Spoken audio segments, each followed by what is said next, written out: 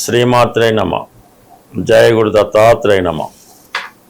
ఈ వీడియోలో మనం సింహరాశి వారికి మే 10వ తారీఖు నుంచి 16 మధ్యలో జరగబోయే వార ఫలాలు పరిశీలిద్దాం. ఈ వార ప్రారంభంలో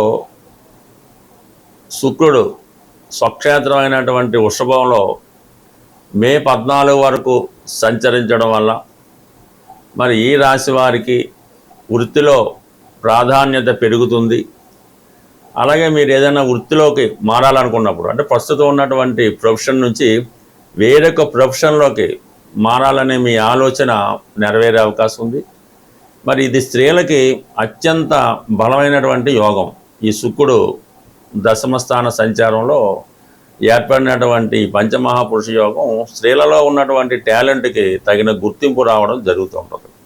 ఇది ఎక్కువగా సినిమా రంగంలో ఎవరైతే డైరెక్టర్లుగానో హీరోలుగానో ఏ రంగంలో ఉన్నవాటప్పటికీ వారిలో ఒక ప్రాధాన్యత, ఒక గుర్తింపు రావడం జరుగుతుంది. ఏదో ఒక అవకాశం మీకు ఈ సమయంలో రావడం జరుగుతూ ఉంటుంది. అయితే 14వ తారీఖు నుంచి శుక్రుడు 11వ స్థాన సంచారం, ఆల్రెడీ అక్కడ ఉన్నటువంటి గురువుతో కలిసి సంచరం అనేది జీవితంలో అద్భుతమైనటువంటి సమయం అన్నమాట. ఒక 20 రోజుల పాటు ఉండే ఈ అద్భుత యోగం ఈ సింహరాశి వారికి ఏదైతే మీరు జీవితంలో ఎదురు చూస్తున్నారో అది భార్య నుంచి కానీ, సంతానం నుంచి కానీ, వ్యక్తిగతంగా మీ టాలెంట్ నుంచి కానీ మీరు ఏదైతే కోరుకుంటున్నారో అవి లభించే అవకాశం ఉంది.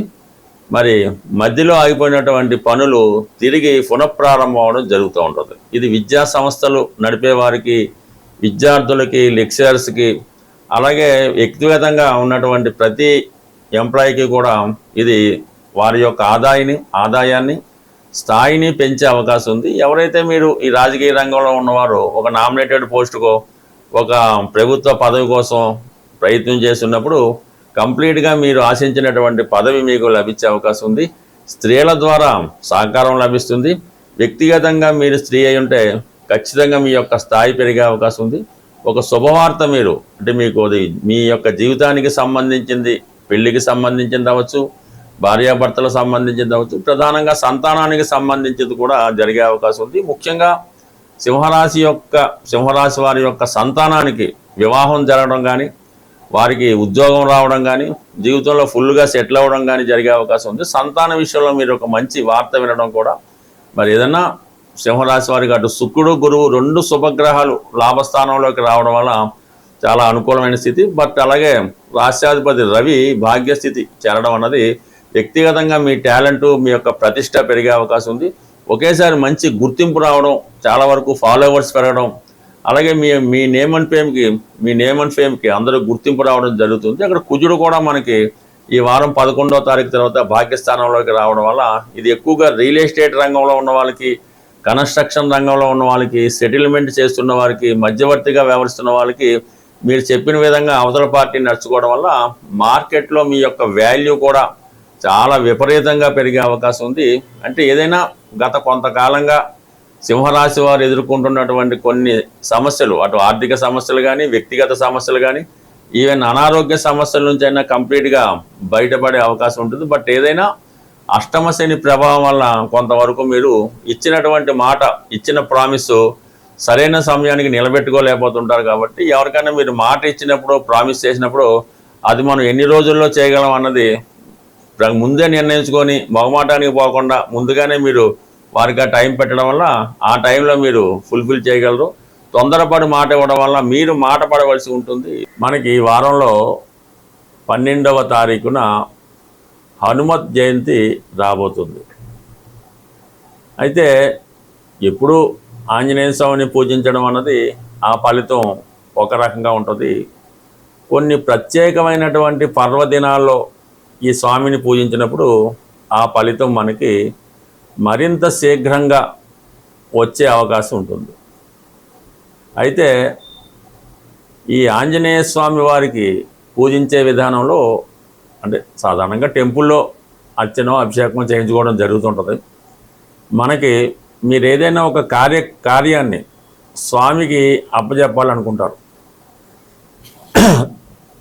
మీరు ఏదైనా ఒక కార్యాన్ని స్వామికి అప్పచెప్పాలి, లేదంటే మనం కోరుకోవాలనుకుంటాం.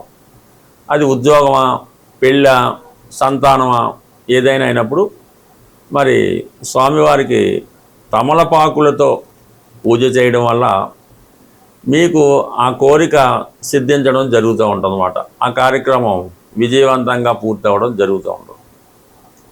మీకు రుణ బాధలు ఎక్కువగా ఉన్నాయి, అన్నదమ్ములతో విభేదాలు, భార్యాభర్తల మధ్య సమస్యలు, ఇటువంటి ఉన్నప్పుడు స్వామివారిని మంగళవారం రోజు మరి సింధూరంతో అభిషేకం చేయడం వల్ల ఇటువంటి సమస్యలకి పరిష్కారం దొరుకుతుంది. మనం కేవలం ఉద్యోగం కొరకు ప్రయత్నం చేస్తున్నాం, ఎటువంటిగా ఉద్యోగం రావటం లేదనుకున్నప్పుడు మీరు ఉద్యోగం వచ్చేదాకా కూడా ప్రతి శనివారం రోజు ఆంజనేయ స్వామి వారి ఆలయంలో దర్శించుకోవడం, అంటే శనివారం అది దర్శించుకొని మీకు వీలున్నప్పుడు వడమాల స్వామికి సమర్పించవలసి ఉంటుంది. అలాగే ఒక 5 అరటిపళ్ళు బాగా ముగ్గినవి స్వామికి నైవేద్యంగా ఇవ్వడం వల్ల కంప్లీట్గా మీకు ఈ యొక్క ఉద్యోగ ప్రయత్నాలు నెరవేరుతాయి. అంటే కంటిన్యూడ్ చేయనివ్వడం, మీకు కొన్ని వారాలు చేయబోతులకే మీరు ఆ ఫలితం వచ్చేస్తుంది. దాని తర్వాత మీరు ఆ ఉద్యోగంలోకి వెళ్ళి స్వామిని మర్చిపోవడం జరుగుతూ ఉంటుంది.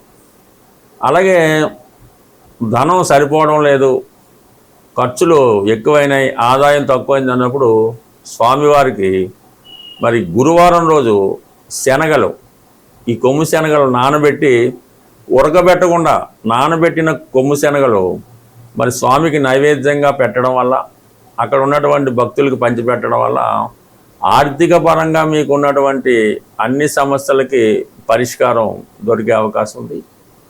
ఇక ప్రధానంగా ధనం ఏమీ లేదు, ఏ పని చేయలేకపోతున్నాం, ఫైనాన్స్గా బాగుండాలనుకున్న వాళ్ళు బుధవారం రోజు, అంటే బుధుడు వ్యాపారకారకుడు కాబట్టి వ్యాపారం సజావుగా సాగాలన్నా, విద్యార్థులకు చదువు బాగా రావాలన్నా ఈ బుధవారం రోజు ఆంజనేయ స్వామి వారి ఆలయంలో అటుకులు బెల్లం కలిపి పొడిగానే అక్కడ స్వామికి నైవేద్యంగా పెట్టడం వల్ల కూడా మీకు ఈ వ్యాపార పరంగా కానీ ఉద్యోగపరంగా కానీ అవకాశం అది ఉంటుంది. ఈ విధంగా మరి ఏ సమస్యకైనా స్వామి పరిష్కారం చూపగలరు. అయితే ఆ సమస్యను బట్టి ఏ గ్రహం ఆ సమస్యకి కారణమవుతుంది, ఆ రోజు స్వామివారిని విధి విధానంగా పూజించడం వల్ల 100% మీరు అది పొందుతారు. అది పర్టికులర్గా నియమం. ఈ ఆంజనేయ స్వామి వారిని మనం కోరినప్పుడు ఆ కోరిక తీరేటంత వరకు కూడా మీరు మరి బ్రహ్మచర్యం పాటించక్కర్లేదు, కానీ కొన్ని వాటికి దూరంగా ఉండాలి. అది వ్యభిచారం, అలాగే మత్తు పానీయాలు, అలాగే ఈ మాంసం, చేపలు, ఇటువంటి దూరంగా ఉండవలసి ఉంటుంది. అలాగే మీకు స్వామి ఇవ్వడం జరుగుతుంది. ఇవన్నీ మానేసి మీరు ఒక 40 రోజులు అనుకుందాం, ఒక 5 వారాలు అనుకుందాం, అనుకోకర్లేదు. మీరు కంటిన్యూ చేయండి, కంప్లీట్గా మీ సమస్య తీరడం జరుగుతుంది. బట్ ఏదైనా ఒక దీక్ష చేసినప్పుడు కొన్ని వదులుకోవాల్సి ఉంటుంది. అన్నీ కావాలి, అన్నీ చేస్తాం, ఈ స్వామిని చూస్తాం, ఎన్ని పూజలు చేసాం, ఉపయోగం లేదంటే కుదరదు. కంపల్సరిగా కఠినమైనటువంటి శ్రమతో మీరు ఒక యమ నియమాలు పాటించినప్పుడు అది మీ నియమాన్ని బట్టి ఎంత తొందరగా రావడం అన్నది అది నిర్ణయం జరుగుతుంది. బట్ ఏదైనా ప్రయత్నం ఇంపార్టెంటు, దీక్ష ఇంపార్టెంటు. 100% స్వామి తలుచుకుంటే ఇవ్వనిదైతే ఏదీ లేదు. అయితే కొన్ని ప్రసిద్ధ దేవాలయాలు ప్రతి ప్రాంతంలో ఉండడం జరుగుతాయి. అలాగే హైదరాబాద్లో ఉన్నటువంటి కొన్ని ప్రముఖ దేవాలయాలు, వాటిని తెలుసుకొని సందర్శించడం వల్ల బ్రహ్మాండంగా మీ జీవితం లైఫ్ టర్న్ తీసుకునే అవకాశం ఉంటుంది. స్వస్తి.